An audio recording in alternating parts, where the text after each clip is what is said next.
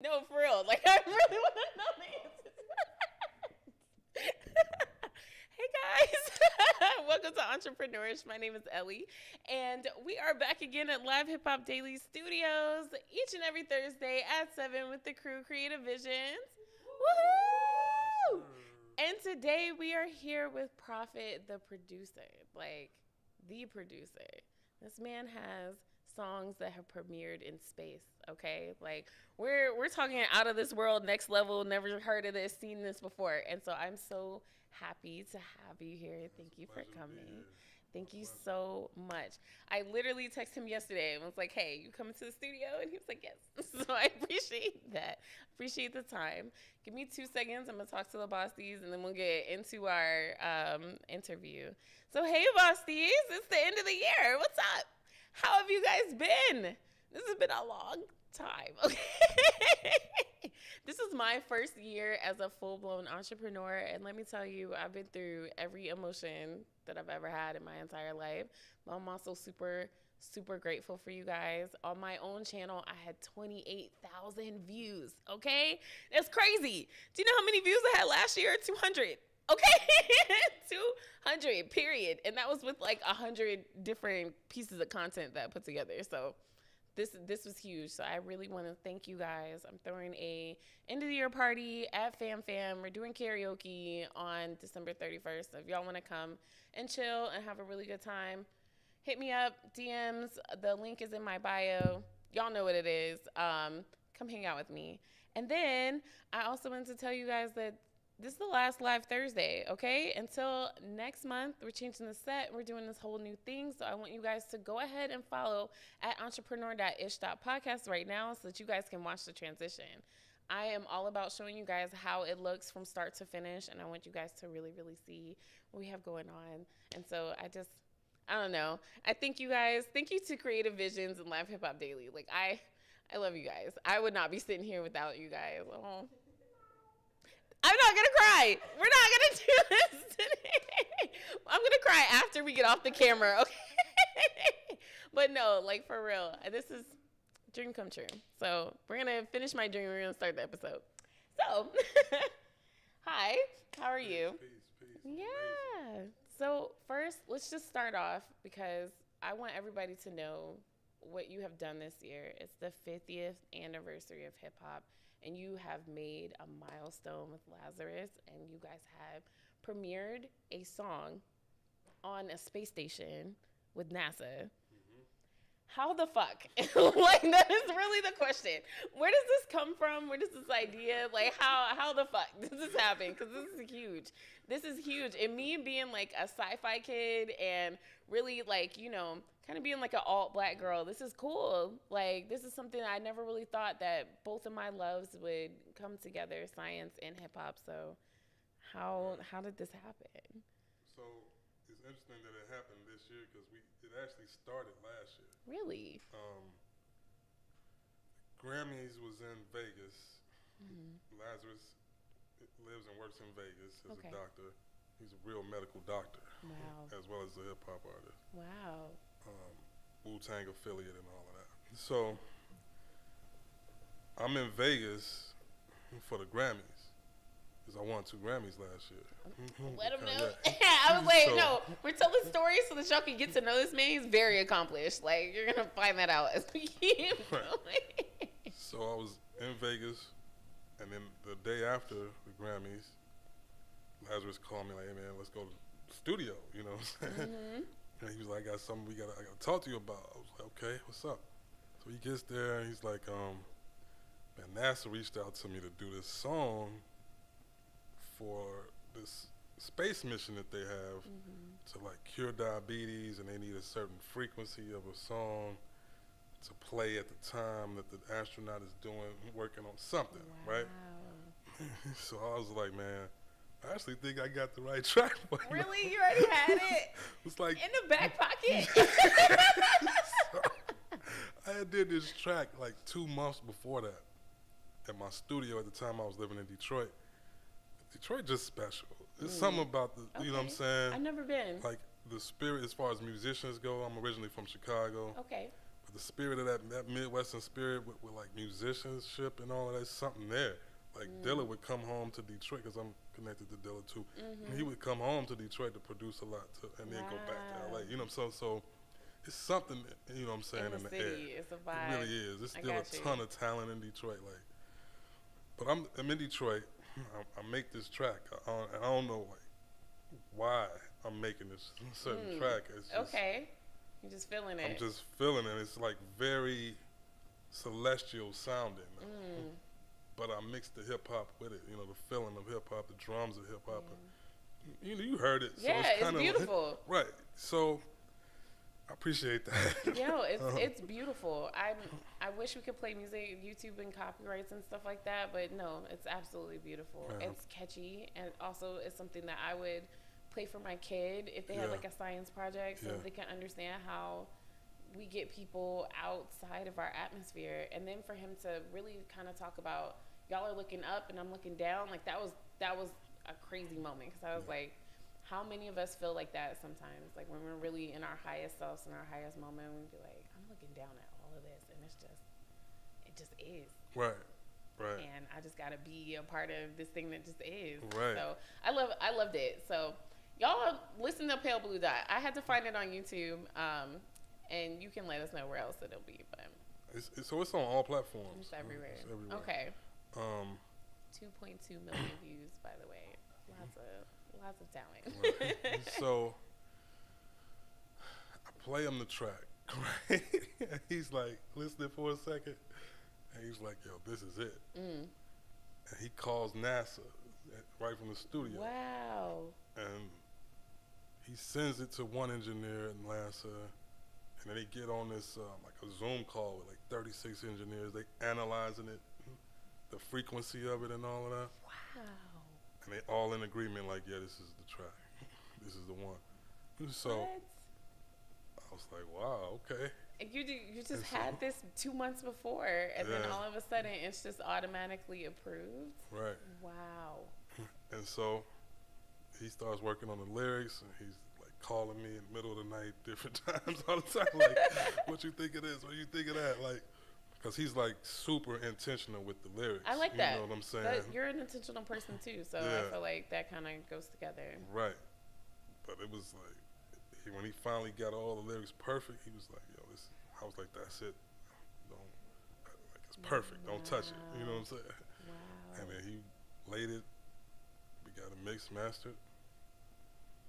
It was ready last year. We thought this was going to happen last year. Okay. You know what I'm saying? Yeah. So then why did it take until April of this year? So, because the launch wasn't until April of this year. Got you. But that's the beautiful thing, is this is the 50th year.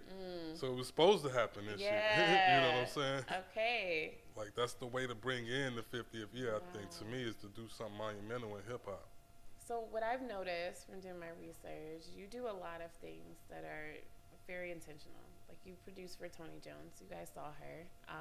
You guys know that she's like the first affirmation music artist. First hip hop song to premiere in space. Like, how do you stay innovative like this, and why? And that's why is really what I want to know. I don't share my energy with too many people, and I maintain a high frequency. Okay, that's it. That's it. How do you maintain your high frequency? Because I've heard a lot of people say that it's hard. Life hits you. People come in and out of your life that aren't that great. You know, you're still new to maintaining your energy. Like, how do you make sure that you keep all of that to the right people? Meditate a whole lot. Okay. I do something called a walking meditation. Okay. Which is like, throughout the day, I'm staying in a headspace of like, I see this reality as whatever I create it to be, versus what is placed in front of me. I mean, I know we all have to deal with things, right? But it's about how you react to those things, and 100%. not really what those things are, what they present themselves. That's just, you know, whatever they present to you is one thing, but how you react to it is really going to make, that's really going to make the reality alter or become something different. So I guess I'm thinking practically Mm. because I talk about this all the time. Last week, not last week, earlier this month, we talked about reframing and always keeping your mind on having success even when it does not look like it. Right. So when your world is falling apart in the 3D, Mm-hmm. how do you stay in the 4D? Takes a lot of practice, I think. Okay. It takes a whole lot, and I It's just happen to practice. have had a whole lot of practice in my life from the time of a little kid. You know what I'm saying? I happen to have a whole lot of falling apart. Really? You know what I'm saying? It takes a lot of practice, but it's really the belief in your own worthiness. I think that's a lot of it. Is understanding that you already enough. You already are worthy. It's your birthright to have all of these things. Your reality and your desires are already yours. Wow. It's already there. It's just crystallizing and waiting on it to crystallize or allowing it to crystallize by the energy that you hold. What do you do when you're waiting? Because for me, that's the hardest part. I can Work. ask, I can visualize, I can see it, and then I'm like, I know it's mine, but now I gotta wait. Work. And you said work. That was not what I wanted to do. Okay, tell me. Okay, Like I so said, I gotta work. I made the track 2 months before. Yeah. And you're I like, didn't if know I that was that was not some- working, I wouldn't have had the I wouldn't thing even that had I it. needed. Because if he I would have feel you. asked me right then to Yeah, make a and you track didn't have for nothing. NASA, Mm. I would have got in my own way trying Yeah. to do that. Like, what should this sound like? Like, Mm-hmm. you know what I'm saying? But I was working. I was already in motion, so it So it was just already came. it was Okay. already there. Like I said, it's already there. Mm. You see what I'm saying? Yeah, When you're you really already- right. When Yeah. you understand it, it's that NASA moment was already there. From 2 months ago. I just like, had to it just before. Yeah, it keep just had to working there come and then together. crystallize it. Wait on it to crystallize. Okay. All right. I'm gonna have to sit on that. I'm gonna have to meditate on that while I'm doing my break because it's always for me. It's the waiting because you just don't know when. So for me, I'd be like, okay, a month in, I'd be like, well, damn, what was the point of this, of me making this thing, right? And I only had to wait 1 more month for me to really see it happen. Right. So, and you're talking about just work regardless. I think Yeah. that is probably the biggest lesson that I had to learn, because a lot of time I started this podcast before and quit it because I wasn't seeing what I wanted to see. Mhm. So then I finally was like, okay, let me just do it and just do it just Yeah. You gotta keep because I going. like it, just because I want to do it. It had gotta keep nothing going. to do with results, and then that was how things started moving. So. Right. Even with Tony Jones Mhm. producing her newest album that we're working on now, a lot of the tracks is stuff that I had already had. Wow. You see what I'm saying? Or I may be updating, but like, when she heard them, she's blown away. She's like, when did you make this? Mm. She's asking me questions like, when did you make this? I'm like, 2 years ago.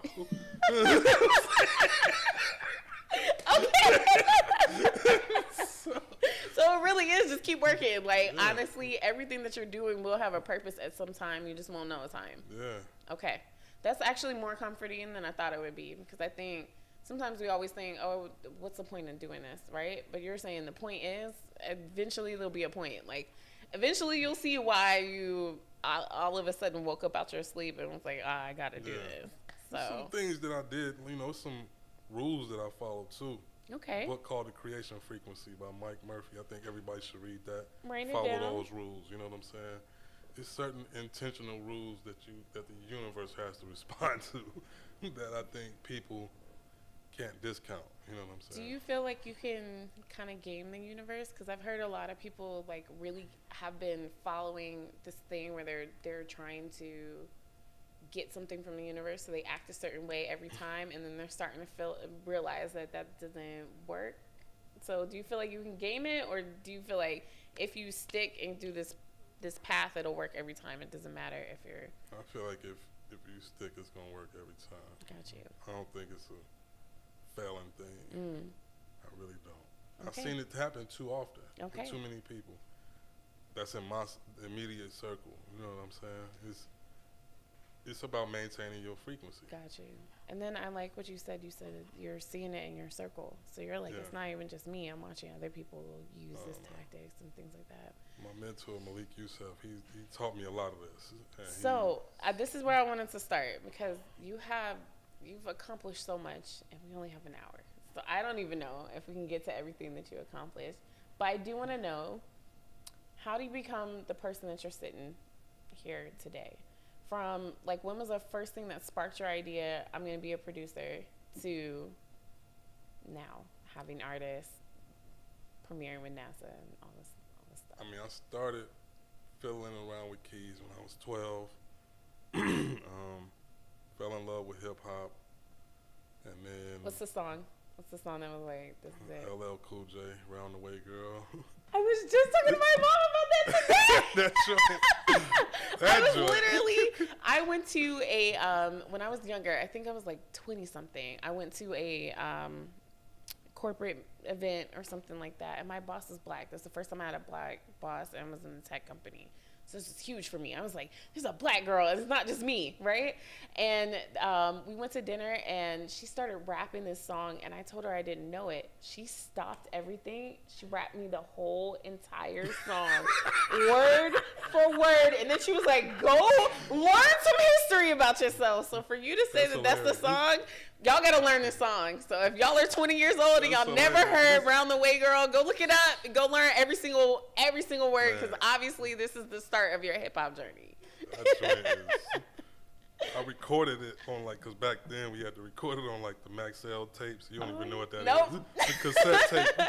I came around with the CDs and the playlist from LimeWire. I recorded it, a whole 60-minute tape of just that song off the radio. Wow. So I could just play it back to back. Wow.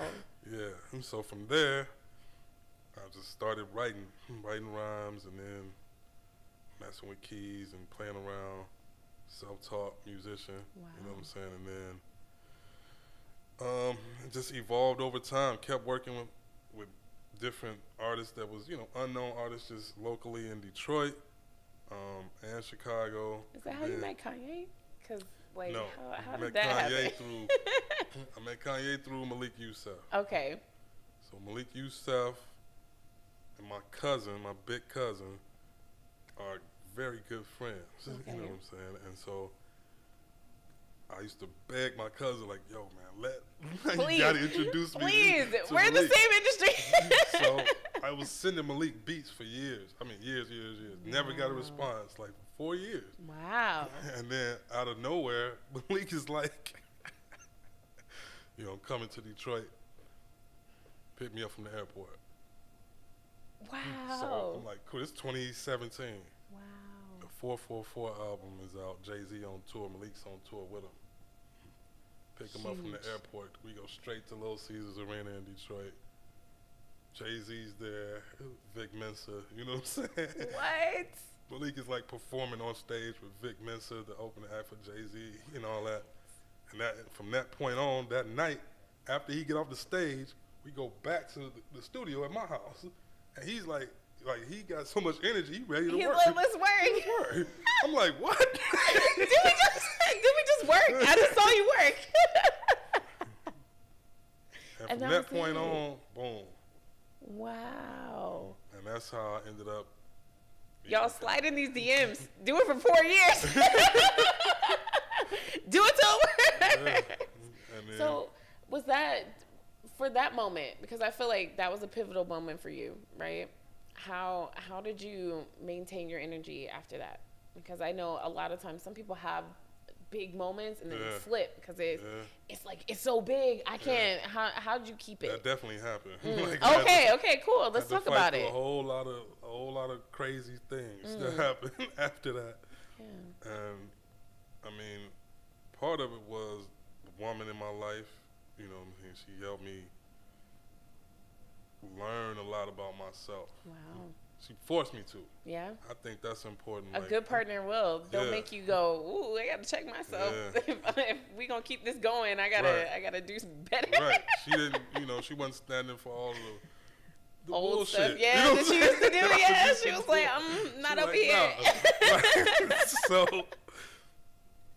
she helped me evolve. You know what I mean? And then one day, so after that, you know, he wasn't. It ain't like we were just locked in after that. He wasn't. We worked on a few things, but we wasn't locked in. And then one day he texted me. 2 years later, 2019. Wow. He's like, "You ready?" He just texted me like, "You ready?" You know what I'm saying? I was like, "Let me tell you how my stomach would have fell to the floor." Like, I don't know. Right.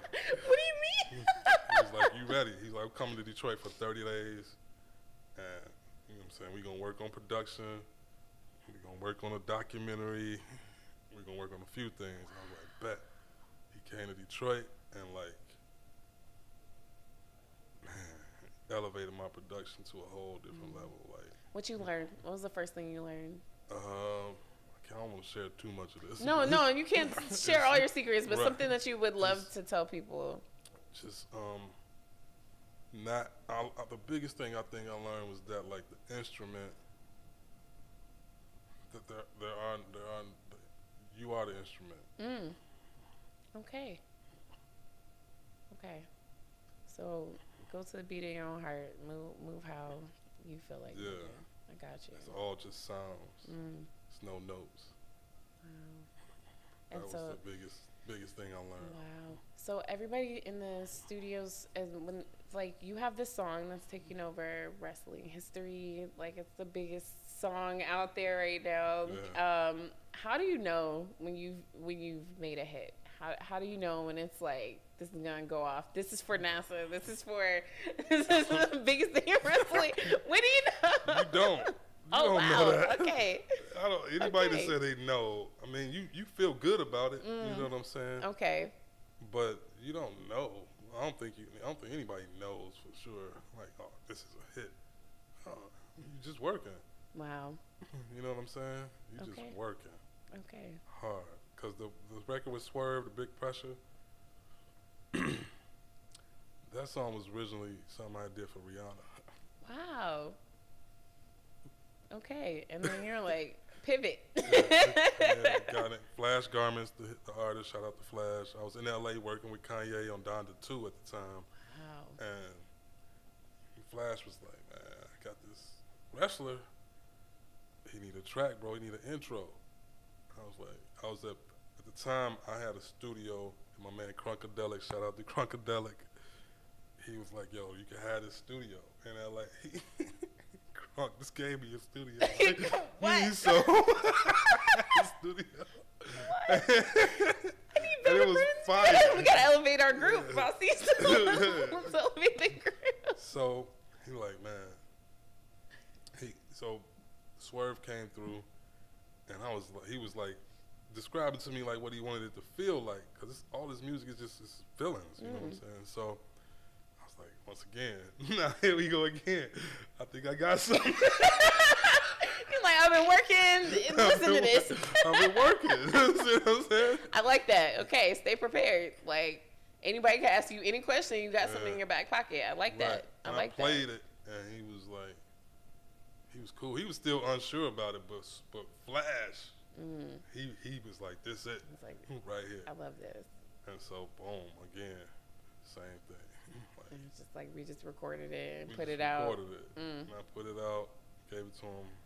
I thought something of it. I was like, this is a cool opportunity, you know what I'm saying, to do something in wrestling. I ain't know. But right now, it's going crazy. I went through and I hit the song, and I went through and I looked at all the videos that people are making. When I say crowds go dumb for this song, like I never would have. I'm not a wrestling girl, so I had no idea. But this, like, how does it feel? Because I know you were like, look, one day I was standing there, I had to go pick somebody up from the airport, and then all of a sudden I got people screaming my songs and listening to it all over the place. How does it feel to watch people enjoy what you made? It feels amazing. Wow. It's magic. This is magic. This is 100% magic. Wow. It feels unbelievable. See little babies. Parents got their babies doing a little dance to it. Yo, this is crazy. Like this thing I just made up. It's fire though. It feels good to see people enjoying it, and not, especially after COVID. You know what I'm saying? everybody being in a weird place in COVID and depressed and all that. Yeah. It's good to see people just enjoying something on a wide scale while they at work. Mm-hmm. People at Amazon, you know what I'm Yeah, saying? dancing to your stuff. I'm like, yo, this is in the crazy. car. Like, I never thought about how much music touches you, Yeah. but music can get you through moments. I know Tony was talking about how she had people playing her music through surgeries. Oh yeah, she got How does so that many. feel? Like, where you're like, my beats, my thoughts, my moods, my vibes. Like you said, you're the instrument. Me being the instrument is helping people through surgery. How does that feel? And like, how do you move responsibly with that? That's what I want to know. It feels like real love, man. It feels good. It feels pure. I definitely don't work with everybody. Gotcha. That's like I said, once again, I protect my energy. I don't work with every hip hop artist, or I don't jump on every opportunity, because I don't want to be responsible for somebody getting killed to my song. Like, I feel like it's a certain energy that comes along when you make certain music. Like, it's like music is like the soundtrack to life, right? Yeah. So if you decide to go kill somebody, You had a soundtrack for you got that. the soundtrack for that. Now, Wow. I'm halfway responsible for that. You know what I'm saying? Yeah. So I don't think people think that deep into No, it. I know a people lot of trying to people get say, paid. "Oh, I'm not your role model. I'm not your like. I'm just living my life. Don't worry about it." But for you, you feel responsible. yeah, I feel like it's definitely a responsibility. I think music is the only perfect art form.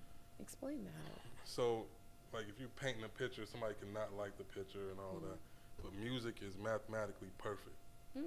So, Say, I guess, if NASA can analyze your Yeah. fucking song, then Right. I It's guess mathematically that's perfect. what it is. it's mathematically perfect. You can put a Wow. person in a trance with a melody. Wow. You know what I'm saying? Certain drums and all of that. You can put people in a trance. You can literally kill somebody. Like, they can With your be music. scientifically dead. I don't know if you've ever heard of that. No. Scientific death. No, At a let's certain talk about that. frequency, certain low frequency. You're scientifically dead. I think it's at 20 hertz or something like that. If your body has a frequency frequency. that they can measure. And if you are at that low frequency, you're not even alive for Wow. it. Like, so I think certain, like, it's a responsibility to We just don't think about it. We think it's just a song. So, okay, I guess for me, green flags and red flags was working for people because we talk about bossies here all the time. I have green flags for bossies, like who I will work with, who I won't. What are your green flags? What's one green flag and one red flag for working with somebody? green flag is if the music is intended to, like, make people feel good. Okay. That's a super green flag for me. Okay. Red flag is if you don't know who you are. Okay. I like that one. Because what I have noticed, to be an entrepreneur, you have to be 3,000% sure of yourself and where you're going and how you're going to get there approximately, right? Like, you might not know exactly the path, but you know where you're going. When you say that they have to know who they are, how do you know when somebody doesn't? Because oftentimes they'll, like, so an artist will have a song, and then if I'm with them, they'll say, well, I want to make this certain kind of music, but that's not the music you've been making, or like nothing in who you are is, you know what I'm saying, reflective of that. Gotcha. And then a week later, you come out with another song that's not reflective of where you saying you want, like, it's two tops. Where you're like, oh, I want to elevate and I want to be peaceful and I want to do this, but then I'm hearing that you just released a song that's the opposite of that. I got you. And I'm looking at you, and you literally, like, doing everything the opposite of who you are trying to be in real life. Okay. So in real life, you may be a vegan, and then you go and talk about killing somebody on a song. It's like a vegan don't even eat meat. Right. So then, you don't even kill an animal. Like, it's just, I don't know. It's I feel you. Yeah. Okay. I don't want to operate in that confusion. I got you.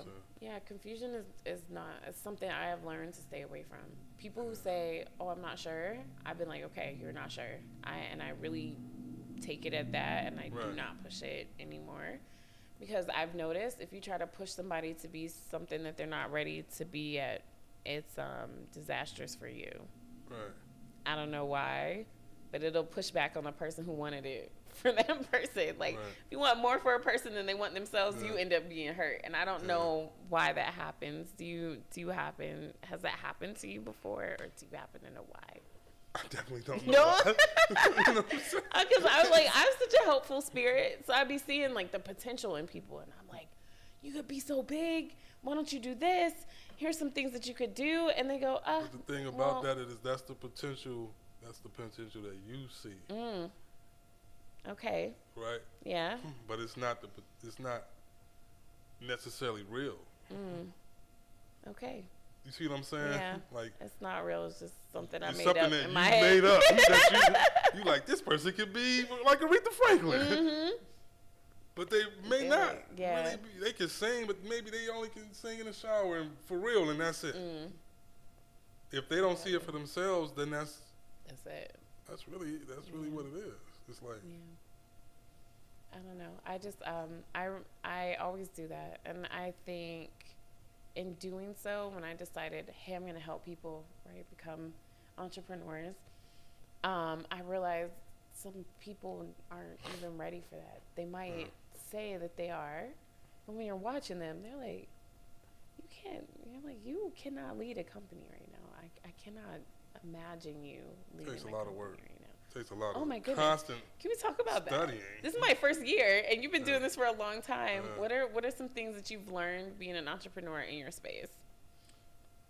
I mean, that you got to constantly relearn everything all the time. Like it's a constant learning process. But I'm a natural learner. I like that. I enjoy learning. So if you're not somebody who enjoys learning, I think entrepreneurship may not be for you. Really, you know what I'm saying? There's going to be an obstacle every day, and you got to go figure it out. You have to go learn. What I learned in my first year of business was that shit will go wrong.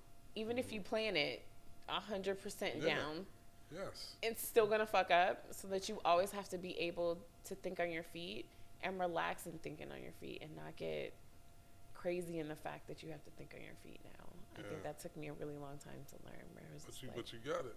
Yeah, it took a minute though. And so here's the reason why I started the show, is because I used to quit all the time. All the time, I quit everything. I'd start something, and if it got a little hard or if I hit an obstacle, I would stop. So when I started doing this, because I just like doing it, it really, at some point I was like, I don't even care if anybody watches this or gives a fuck. This is what I want to do. I started realizing the person you have to become to run a business. And you can learn marketing, you can learn all this other stuff, but you have to be a different person than you were when you first started in order for it to work. So how do you hold yourself to the standard that you need to get where you want to go? Because what I have learned, if you skip a habit, if you miss a boundary, like if you shake on a boundary, if you really don't live the way you know that you should, things start to crumble. How do you handle that? How do you keep that lifestyle? Check your ego. Okay. Check the ego. Most of that stuff is all ego. Got you. Check your ego. I ain't gonna say kill it, because I think your ego is there to protect you in some degree. But you gotta check it. You gotta keep them in check. Can't let it run wild, man. How do you keep yours in check? What's some things just being able to be aware of it, of when it's presenting itself in the wrong way. Got you. When you consciously aware when your ego is presenting itself in a wrong way, and you be like, no, you could just have a quick conversation with yourself, like, look, this ain't it. You let me fall back to this and just listen for a minute. So I think so I know for me, sometimes I'll say affirmations and I don't fully believe the affirmation I say. Like if I'm like, Oh, that's a problem. Yeah, it's a big thing. So then that's when I know there's something I need to talk to myself about. Yeah. Because if you're gonna say that this is where you want your life to go and you don't believe it internally, it's never gonna get there. Yeah. So that's when I check my ego. Is when I'm like, no, didn't you write down that you are capable of doing this? So And it is. what is all this talk capable. in the back of your head about you're not capable? Self-doubt. Yeah. You gotta kill the self-doubt. All of that can die. 100%. Okay. Okay. Yeah. That's gotta go. Because a lot of times the self-doubt, man, is like you creating a story that's not even real. Yes. It's so weird. And it's like, why would I tell myself such a terrible story? Like I say I love myself, right? So then why am I telling myself I can't do something, or I'm not capable, or no one's gonna listen? Like these things that just go on in your head over and over again. Right. When were you able to kill your self-doubt? Like when was the day when you were like, okay, I'm not putting up with this anymore? Man, when I got around certain people and I realized like they really ain't better than me for real. You know what I'm saying? Yeah, no, I feel I'm you. like, I've been meeting people and I'm like, you are a person. yeah, I thought you were like this thing, right? You're Yeah. a person. Shit. Okay, I'm a person. right, I could do this. right, Yeah. yeah. That's when I That realized was your moment. like, Got you. dang, okay. So I've been telling myself this story this whole time, but I'm over here going crazy for Yeah. real. You know what I'm saying? Worked on Donda and Donda T. But I don't know. I think that's the main thing is when you just like kind of look at some of your peers that you really look up to. If you're able to get in a space with them for real and see the process, and then you like, whoa, okay, I'm really capable, far more than capable of Yeah. doing this. You know what I'm saying? But that's through a lot of practice. Again, like just working. You know what I'm saying? When you constantly working, things become second nature to you, and you get more confident from the work. Got You you. know what I'm saying? Ooh. Okay. Got you. I've heard that before, and it's definitely true because when I first started this show, I was very nervous. Now there's no more nerves because I've done it 60 times. Yeah. So it's like it becomes something that now, okay, I can elevate myself because now it's not scary anymore. Yeah. For you, we were talking about some of your mentors. You said Yusef. You told me off camera that you worked with Dick Gregory before you passed. You've had crazy mentors. Can you talk about that? Another mentor who's crazy is to me the greatest producer of all of them, to me of our time. His name is Paul Reiser. Okay. From Motown. Okay. Produced Papa Was a Rolling Stone at 17. Wow. Yeah, I'm gonna give him his flowers. He really gave Motown the sound that it had because he's a classically trained trombone player, right? Wow. So he likes classical music. He implemented the classical, like those whimsical sounds and just all of that classical feeling into. That's why you hear those intros in the Motown. I was about to say, you've seen all the memes with people talking about like how the song doesn't actually start. It's a few moments before it actually gets into it, but it's theatrical. Yeah. And I never even thought about that. He did Ain't No Mountain High Enough, which is one of my favorite songs in general. Yeah. So like that's one of my music mentors.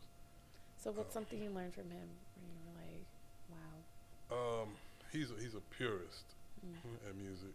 Okay. And I learned like to a lot when I'm producing for like say a Tony Jones or anybody. I learned to allow people like to do what they do and try to incorporate that with what you do, like without being overbearing or to be more accepting of what people. Let them flow and you flow too. Gotcha. Because you got, he was creating music with some of the greatest musicians in history. Hands down. Right? He was writing those notes though, right? And he handed it to them, but he would let them play it how they played it. You see what I'm saying? Yeah, I got you. He Like would if be they like, if they play put it like this. Got you. You know what I'm saying? Like if they put their own spin on it, he let it happen. Right. Got you. So. Okay, and then let's talk about Dick Gregory, because I didn't know who he was until college. I think was when I found out, and then he passed away like maybe 3 years after that. So I didn't really get a long time with knowing this man as an activist, as just a brilliant mind who was unafraid to speak the truth. Yeah. How did that moment and meeting him and working under him kind of affect you? Working with Dick, it shifted my whole mentality like completely. It set me on a whole different path of just understanding and evaluating life. He was obviously a wealth of knowledge and wisdom. He was hilarious. Yes. And we met when I was working on the Cotton Picking Truth. If you haven't seen that, go Google the Cotton Picking Truth. It's on Amazon Prime. Make sure you watch it. But working on that film really shifted everything in my understanding of what we perceive to be reality. Got you. Okay, because it's re-explaining American history, right? Yes. From the point of view of what they call the losers, right? Because winners always write history. So yeah. I can't wait to see it. What's something that you feel like the audience will take away from this movie? What did you hope that they take away from your work in this movie? I was hoping that that people weren't just angry when they watched the film, but that they felt convicted to move into action on behalf of our ancestors. To be responsible with this history, this knowledge, wisdom, and to make a movement for reparations. And now we start to see reparations happening in different parts of the country, like in Evanston, Illinois. Yeah. With Robin Ward, I'm in communication with her. Wow. I'm working on different things. So, yeah, it's actually happening. And I think, we should be responsible in dealing with that. Yeah. I think we forget that there was a struggle to be here. I know I do. I don't think about it. But it's not until I talk to somebody older than me where I start to realize all of my privileges and all of the things that I just got to do. It was so normal for me to do that they had to fight so hard for us to do it. For you, being a part of something so big, what pushed you to be a part of this project, and then what pushes you to keep it alive? May Louise Miller. So May Louise Miller, it was the main focus of the film. It was originally only supposed to be about her. She was a former slave. Her family was enslaved until the 1960s. Wow. And her story, which is the story of Alice, if anybody has seen that movie with Common. And I've seen that. Yeah, that's May's story. I didn't know that. Yeah. See, okay, we'll talk about that in a second. Keep going. Yeah. So, her story is the main thing that pushes me to keep it going, keep it alive, and then just understanding that I feel like we have a responsibility to bring reparations to crystallize it, to make it a real thing because it's old. It's you see it in other cultures. It's like every other culture has admitted wrongdoing to another culture except for ours, and we live here every day and deal with the repercussions of it. Yeah. And then we're told to forget about it. Like, I'm noticing, like, my nieces might not even learn the same stuff that I learned. Yeah, they won't. So, no, like, if we're not responsible. Yeah, they'll be like, yeah, so, you know, there was this thing called segregation before. Yeah. There was this thing called slavery, but don't think about it. And then you just said 1960 was her family's enslavement, and that was the first time they were free. And, like, think about it. My mom was born in 63.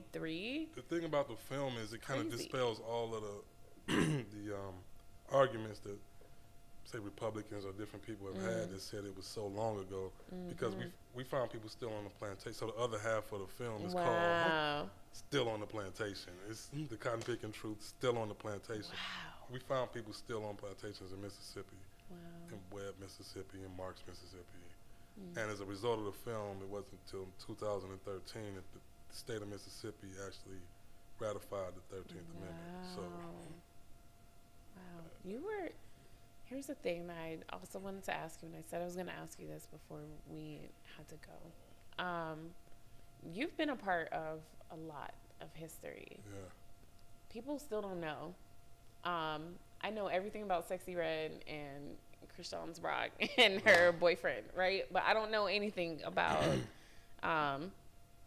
these stories that could actually change our lives. I don't know anything about songs being produced and premiered in space. Like, how does that feel to be a part of big moments and not get exposure for it? Doesn't care? feel great. I care about more so like the fact that people have been programmed to not care about these things. Okay. That's more so, it's the programming more so that I'm like, yo, this is terrible programming. Okay, so for a lot of us, we don't know when we're being programmed, right? That's probably the biggest problem. How could you explain in the best way for us to realize when it's maybe we should look at this from another angle? What's the question? I'm confused. So it's okay, so you're saying that we're being programmed. A lot of people don't know when they're being programmed. Oh, What are okay. some signs of If you talk about something, programming? look on your phone and then it pops up. Okay. That's programming. I got you. Yeah. I got you. That happens all the time. Happens all Or, the time, right? I go to Staples and then I got fucking Staples coupons all Yeah. over the place. I'm like, I just went there once. Right.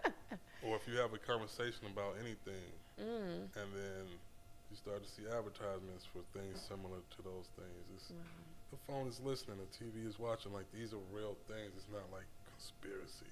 Yeah, it's real. Right. So the programming is, it's fueled by economics. They want to tap into your money. They want you to spend. You know what I'm saying? They want you to be a consumer. They want you to. I'm an analyst. That's what I do. I give companies the data that they need to go invade your life. Right. I remember I was 22 and I was like I answered phones. And I told my mom I didn't want to answer phones anymore. So she was like, girl, get in tech. Go do some data analysts, right? Some data analytics. And so we went to this meeting where they were trying to tell us what you could do with data analytics. They told us that they could tell whether or not you're getting divorced by your credit card statements. Yeah. They can tell you if you're gonna have a baby. They can tell you before you're even pregnant. They can tell you by the way you move, what websites, what things you look up, and they have all this knowledge. Like, they literally pay millions of dollars to get all this knowledge from Google, from all these other websites. Every time you hit accept cookies, they know exactly where you click and why. And so when they told me, yeah, we'll look at the receipts to see if he's doing things like buying new things like watches, cars, things like that, if he's getting his hair done, if a man is starting to do things that are like, what is it? Like body, cosmetic. That's what I was trying to say. That's when they know that a man's going to get divorced. And then they start sending him all kinds of like things for lawyers and new homes and like move and like all these different products and things that you could use. Like, shave better and do this, and here's something for your new car that you just bought, and this is what ladies like. And they just start sending it to you. And what kind of hit me with you was you were saying, I don't do things that I know might lead to something negative, right? Sometimes when you're the creator of things, you don't necessarily get to determine where it goes, right? And what happens. How do you try to navigate that? Where you're like, okay, I did create something, I want it to be positive. How do you do what you can in your position to keep it positive? That's really a question. A lot of producers do things like send out beats. I gotta really know you to send you something. Wow. Okay. I don't do that. Okay.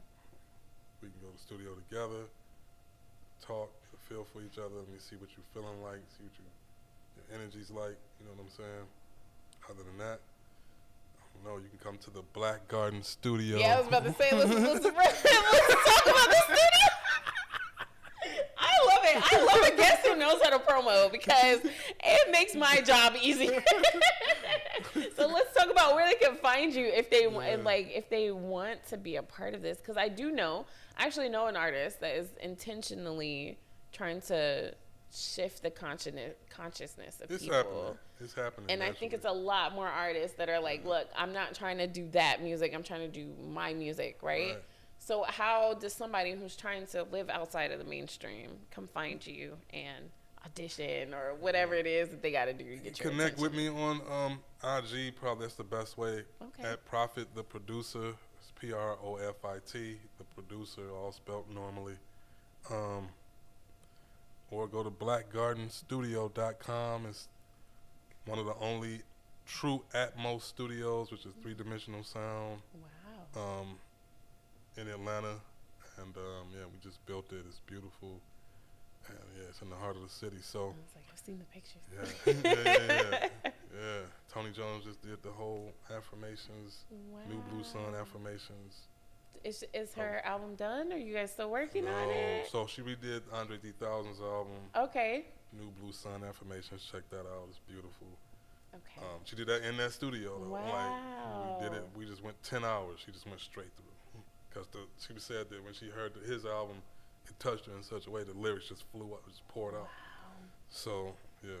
And he wasn't even going to do that because he was like, I don't even like rap anymore. And then I'm so glad he did that because now hip hop is so many things. I think it's evolved into something we don't even really know anymore. And so it's really fun to see people go, hey, let's not do that. Let's go back to the point of it. The fact that his went number one, though, I think that's evident of the shift, and people are trying to ignore it because they don't know what to do. They don't know anything. They don't know how to tap into that. No one said anything about it. Do you know how many people were mad? They was like, it's just a whole bunch of flutes. I was like, it's actually beautiful. It's the vibration that people are really on. You see what I'm saying? Yeah. And if you tapped into the people, then you would know that. But the industry ain't really tapped into the people. They out of touch. So what do you do to, I guess, kind of rebel against what's going on? Just keep working. Okay. I like that. I like you. Like, no, you were like, look, do what you do, and things will change, regardless of. He rises, right? Yeah. I like that. That's. I want that on a T-shirt. I really do. I want that on a T-shirt. He rises, because sometimes I think we get very much into ourselves and we forget that what we do is affecting others. I think that was something that I learned this year. I had a little girl tell me that she loves my show.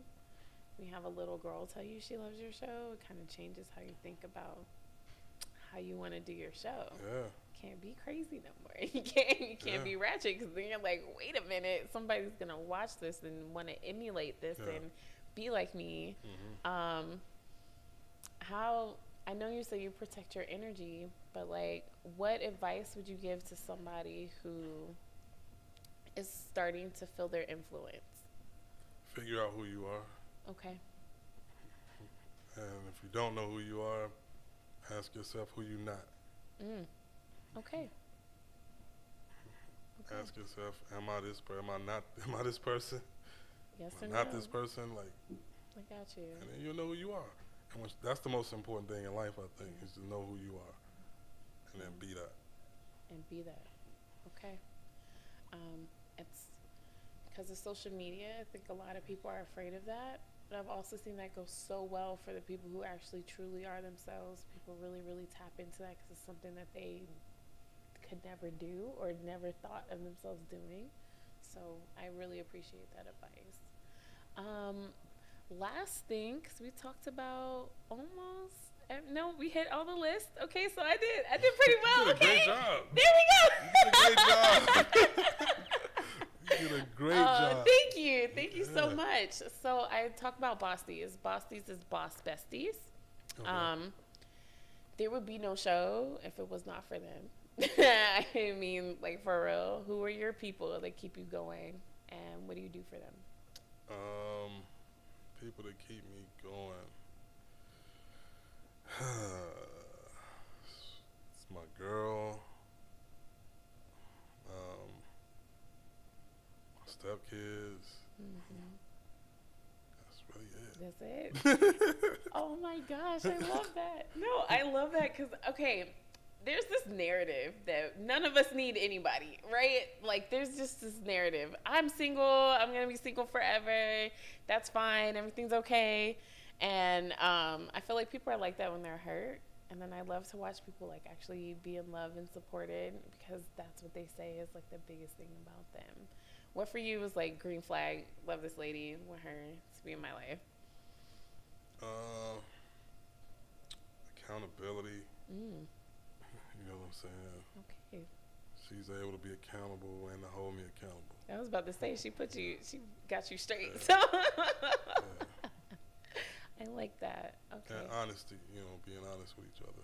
And then what do you do to support her? Because I know being a bossy is two ways. I know me, I would not surround myself with people who weren't ambitious. So if I'm ambitious and you're ambitious, if you're giving me something, I got to give it back. What do you do? Listening, you know, we discuss what each of us need, you know what I'm saying, and we support whatever those needs are, you know what I'm saying, but Gotcha. we very intentional about everything. We communicate, write out, like, what our weekly goals are, etc. Oh, wow. Like, we really, like, intentional about, like, I like that. getting Was to that it.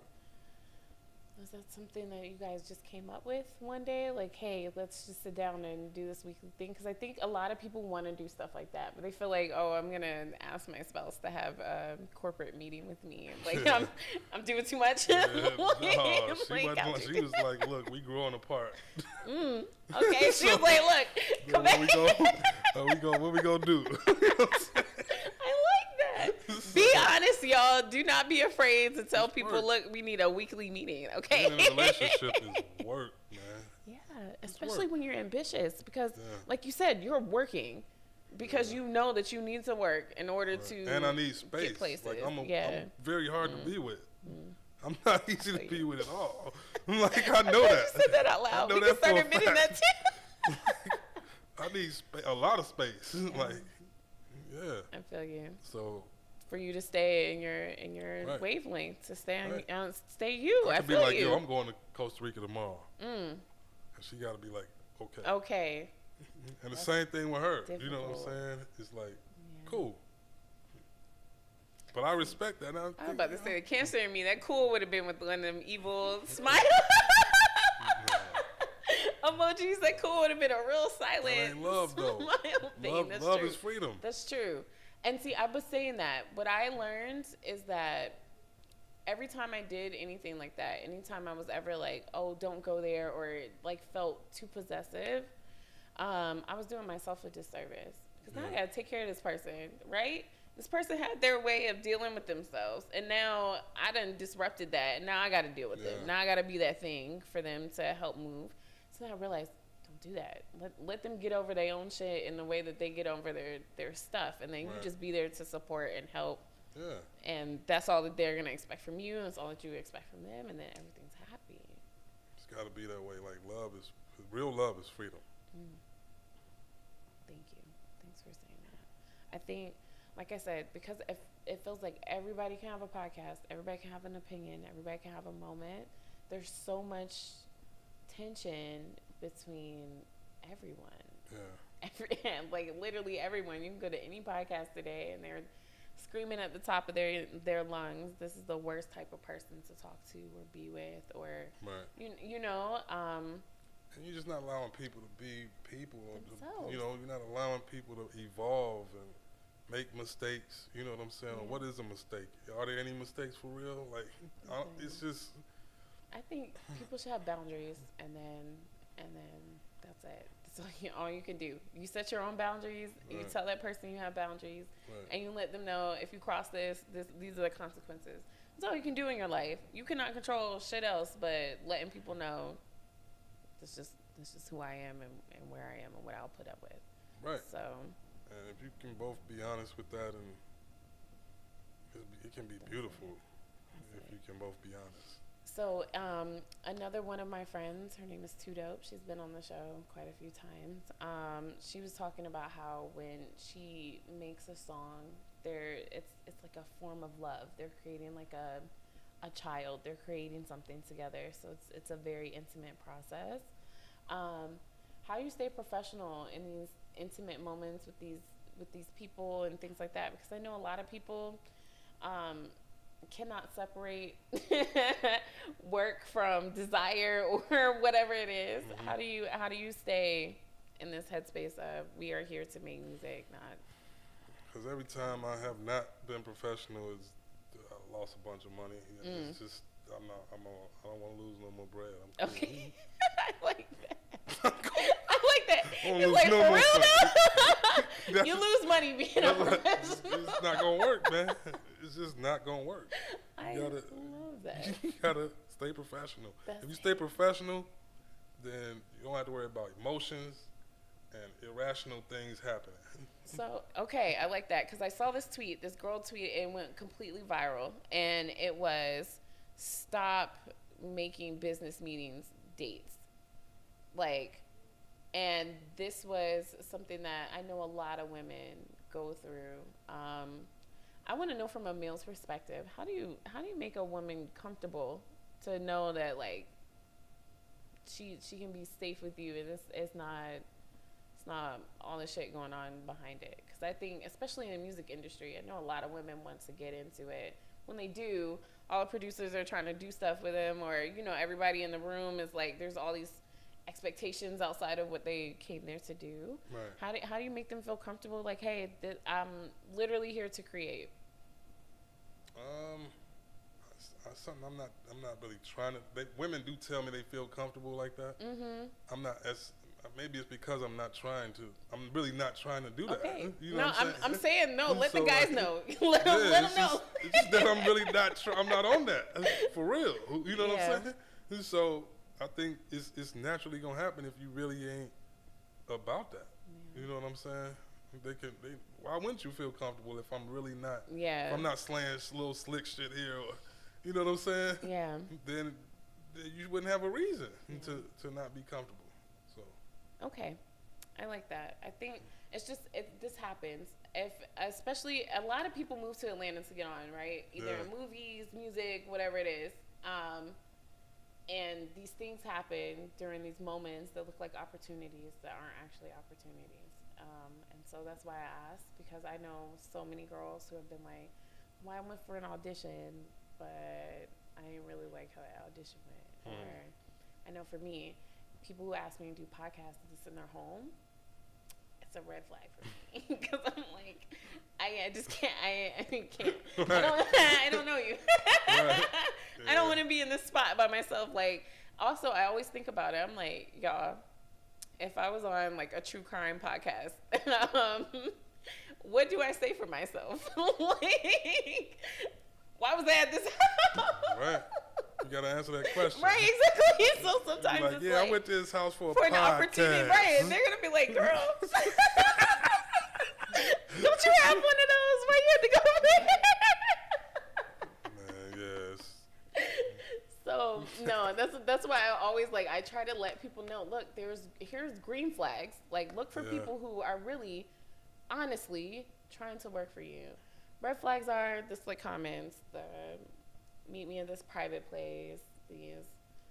I also tell girls, like, look out for these industry parties. Like, you might think it's fun, but that back room is a real back room. There's something going on back there that you do not want to open the door to. I don't even get invited. You know what I'm saying? Right. I'm not on that. I don't get invited.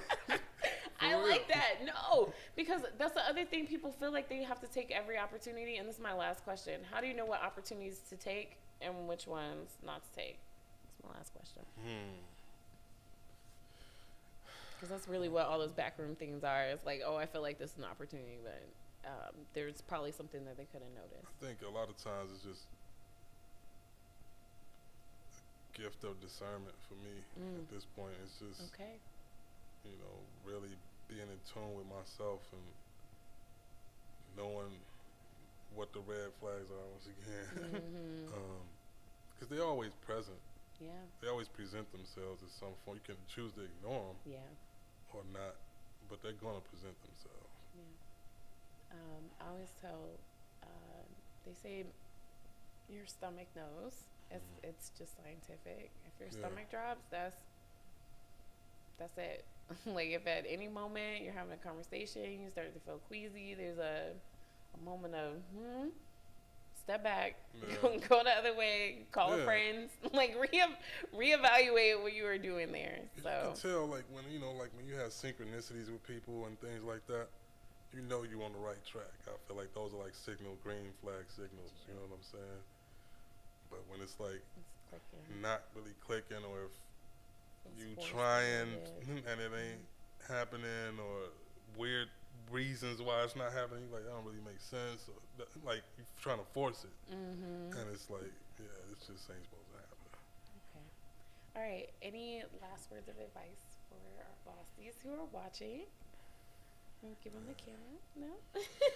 Just question if you I think well, number one, question everything, but man, the most important thing is to know yourself. And I think all religions talk about that, like knowing thyself. Like, if you really know yourself, trust yourself, and love yourself, you're bound to be successful. And put in the work. That's it. Oh yeah, you gotta put in the work. that's automatic. I think that's the part everybody wants to skip. So that's why I'm glad you said it. It's like sometimes you're like, oh, I just want to put out one episode and have 100,000 views. That's not necessarily how things go.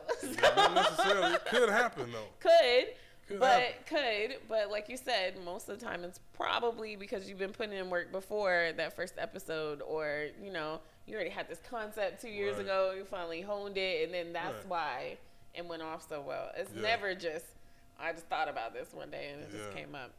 There's something behind that. It took you 3 years to become an overnight celebrity. It happens all the time. Okay, I love that. Okay, so you guys, this is the last episode of the year. That's it. Woohoo! I'm going on vacation. Y'all, I'm literally scheduling posts, and y'all will not see me until the new year. But I appreciate you being here and celebrating with us. This was a big experience for me.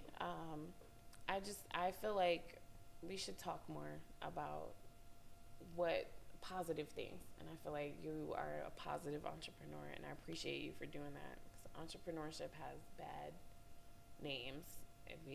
A lot of people have tainted that word, made it seem evil, and to know that that's not true, I feel like it's going to help a lot of people start.